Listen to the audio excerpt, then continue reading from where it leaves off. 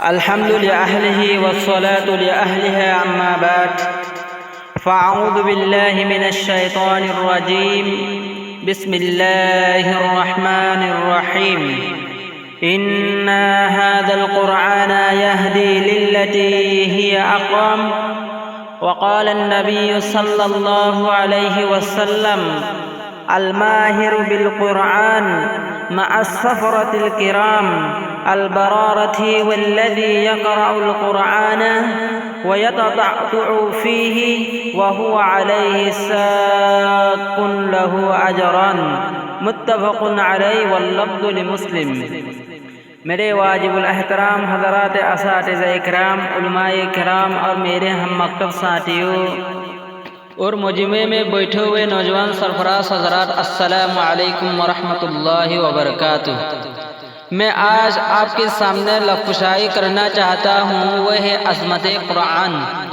قرآن مجید وہ عظمت والے کتاب ہے جس کے اندر کوئی شک شبہ کا گنجائش نہیں ہے۔ قرآن مجید وہ عظمت والے کتاب ہے جو ہمارے لیے رہبر ہے۔ قرآن مجید جس ذات کی طرف سے نازل ہوا وہ ذات بھی ایسا ذات ہے، وہ ذات کے علاوہ کوئی عبادت کے لائق نہیں ہے، وہ وحدہ لا شریک لہ ذات ہے۔ قرآن مجید جس پیغمبر پر اترے وہ ایسا پیغمبر ہے، تمام پیغمبر کا سردار ہے، جن کی پورے زندگی میں پورے انسانیت کے لیے زندگی گزرنے کا نمونہ موجود ہے۔ قرآن مجید جو فرشتے لے کر آئے وہ فرشتے تمام فرشتوں کا سردار ہے، وہ ایسا فرشتے ہیں رب کائنات کے نزدیک مرتبے والے ہیں۔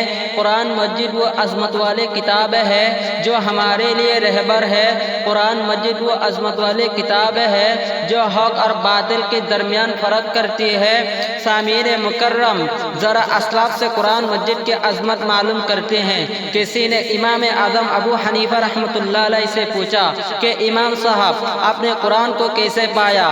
انہوں نے کہا میں اب تو قرآن سے ہزاروں مسائل نکل چکا ہوں لیکن ابھی بھی قرآن کا معنی پورا نہیں ہوا۔